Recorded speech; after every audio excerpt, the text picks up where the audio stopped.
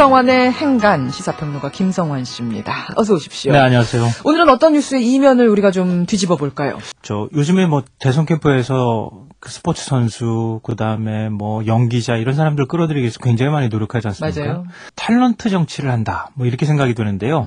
탤런트들을 끌어들여서 이른바 얼굴 마담을 삼고 있는 이런 정치의 문제에 대해서 얘기를 해볼까 합니다. 최근에 새누리당이 국민행복추진위원회 구성하면서 이순재, 최불암 씨 이런 탤런트들을 실제로 영입을 했어요. 예, 맞습니다. 그럼 행복추진위원회에서 수백 명의 명단을 발표했는데 그 명단 안에 포함이 돼 있었죠. 그렇죠. 그런데 이런저런 하여튼 뒷말이 굉장히 많이 나오고 있습니다. 맞아요. 이순재, 최불암 이 두 배우 같은 경우에는 사실은 정치권에 입문하기 위해서 그동안에 많은 노력을 했어요. 그런 측면에서 이해가 되는데 문제는 이 배우 손숙 씨라든가 국악인 김성녀 씨, 예. 그리고 시인 김용택 씨, 김재범 씨 같은 유도 선수들도 예. 포함이 돼 있는데 본인 스스로는 포함이 안 됐다 이렇게 부정하고 있는 상황이 돼버렸어요. 나도 모르게 이름이 올라갔다 지금 이런 거잖아요. 예.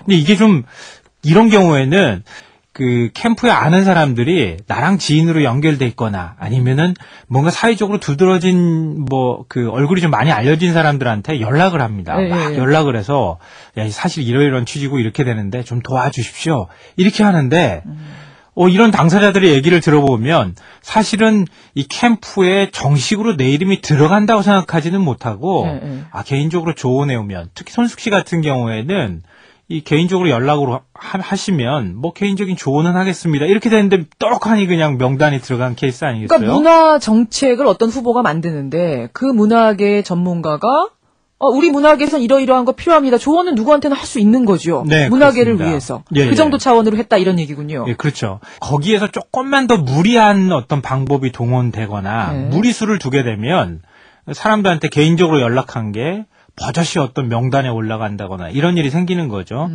물론 김재범 씨 같은 경우에는 조금 김재범 선수는 좀 예외가 다를 수도 있겠지만 어쨌든 본인 스스로는 선대위 출범식에 참여하는 걸 밥 먹는 자리인 줄 알고 나갔다 이런 거 아니겠습니까?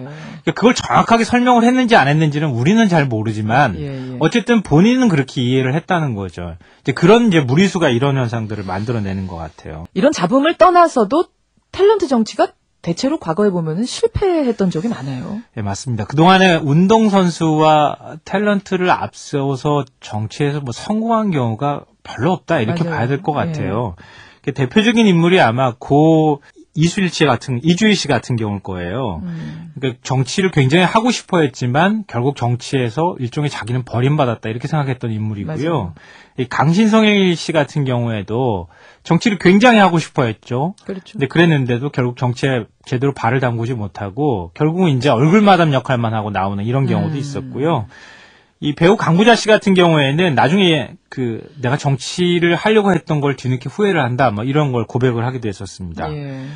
탤런트들이 원하는 정치의 모습하고 정치인들이 원하는 탤런트의 모습은 좀 다른 것 같아요. 그게 무슨 말씀이세요? 그러니까 탤런트들은 나도 정치에 대한 소신을 펴고 근데 문화나 스포츠계에 내가 겪었던 부조리한 측면들을 좀 바꿔보자 이런 이제 소신이 있었을 텐데 정치에 뛰어들어서 내가 느꼈던 걸 좀 바꿔보겠다. 네. 아하. 그럴 텐데 정치에서 원하는 거는 특히 이런 대선판에서 원하는 거는 대중적 인지도라든가 이번 같은 경우에는 새누리당은 국민 통합이나 화합, 소통 이런 부분에 대해서 이미지를 보강하려고 하는 목적들이 사실 없다고 부정할 수는 없거든요.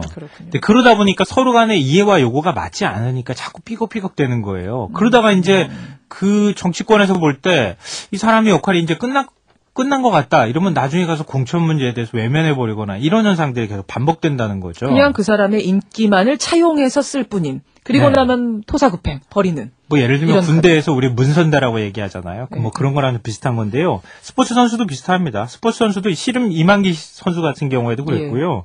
이 전설의 투수 우리 최동원 씨 이제 돌아가셨지만 이런 분들 같은 경우에도 도전장을 내밀었다가 정치에서 결국 고배를 마시고 나중에 가서 뒤끝이 별로 좋지 않았죠. 우리가 너무 부정적인 얘기만 지금 선택한 것 같은데 좀 긍정적인 면은 없습니까?